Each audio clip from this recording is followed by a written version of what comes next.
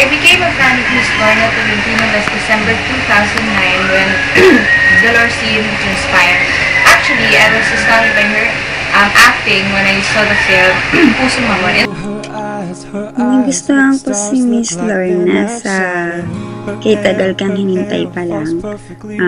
Pero naging avid fan niya ako since last year lang. Dahil May Isang Ikaw. And so my favorite movie then is Pusong Mamon because it's really fascinating and I enjoy the film and she's quite funny and at the same time it was drama and all that, so all at the same time. See your face. There's not a thing that I would change, 'cause you're amazing just the way you are. Naging fan po ako ni Miss Alti noong year 2009 yung napanood ko po siya sa teleserye Dahil May Isang Ikaw, playing Attorney Tessa Ramirez. I really like her there kasi napakalakas po ng character niya, napakalakas ng dating, kaya palagi kapag pinapanood ko po yun, parang sa kanya lang ako nakafocus palagi. Ako po si Han. Nag-start po ako naging fan ng Miss Alti is last year, 2009. And sa teleserye niya Dahil May Isang Ikaw as Tessa Ramirez. I became a fan of Miss Alti po when I was 8 years old during Kay Tagal Kitang Hinintay. I just don't know kung bakit gusto ko yung movie niya. Gusto kasi magaling siya sa lahat ng ginagawa niya. Kahit na ano yung bigay sa kanyang character, kahit na ano yung ipagawa sa kanya, nadi-deliver niya ng maayos. Kapag hindi siya katulad sa ibang artista na plastic sa mga fans. She's so mapagmahal. Gusto ko rin po yung Kay Tagal Kang Hinintay. Miss Lorna playing Lorinda Ginto, Lorea, at Red Butterfly. Doon mo talaga makikita po yung pagkakagaling niya bilang actress. I mean, magaling siya mag-modulate ng boses doon. Minsan kasi hindi siya masyado katulad ni Lorea. Minsan napakakulit katulad ni Lorinda. At minsan napakataray katulad ni Red Butterfly. So, very, very perfect talagang pagka-arte niya doon. Favorite movie ko, Pusong Mamon. Very light lang yung movie, pero ang cute-cute ng movie na yun. Lumabas yung pagiging comedian niya. Doon nakita talaga na yung pagiging versatile niya, kahit na ano yung pagawa sa kanya kay niya. Ang galing. Thumbs up yun. I love Miss Alti. Siya po yung parang sa akin, idol ko and role model ko sa buhay. Paglaki ko, siya yung gusto kong gayahin. And natutuwa po ako sa kanya kahit in simple ways. Dahil po sa kanya, I have lots of friends now na pwede ko pong takbuhan whenever I need them. And hindi lang friend, naging family ko na rin po. My favorite soap is of course Dahil May Isang Ikaw because that was the first time when I was really got attached to the two soap operas. Mabuting tao siya. And pag napapanood ko siya sa TV, sa mga interview niya, nakikita ko yung pagiging totoong tao niya doon. Funny siya. She can be both. Bida, kontrabida. Kaya niya lahat. Parang ganun. And she's making roles her own. Hindi siya fake. Para siyang real talaga.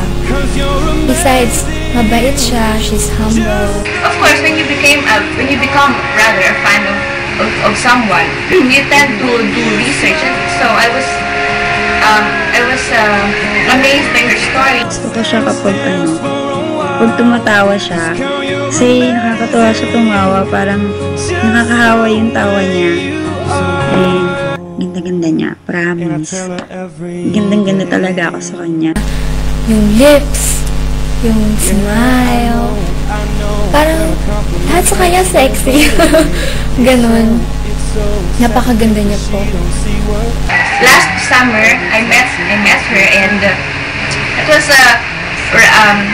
my kumbaga may love for her, or may I adored her, my admiration for her quite leveled up.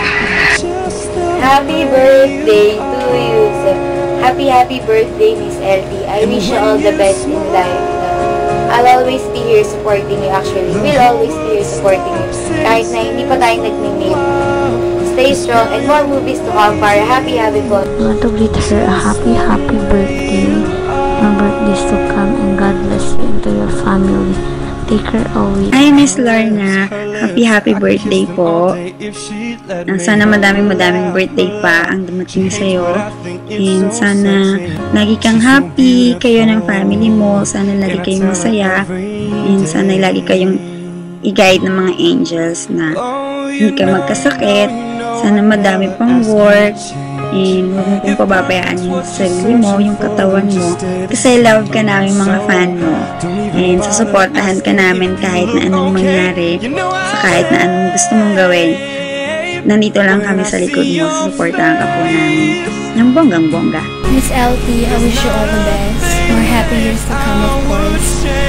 Sana you always have reason to love. Blessings to your family, to your children, si Rock at si Renz, sa mga kaibigan niyo po. At sana matagal po kayo sa showbiz para makita ko po kayo palagi. At promise, aabangan ko kayo palagi. Thank you for everything, Miss LT, for being so great. Much love po. Of course, Miss Lorna Tolentino, thank you for being an inspiration to me and to everyone else. And I wish you all the best in life, as everyone wishes that to be for you. And I wish you success in life.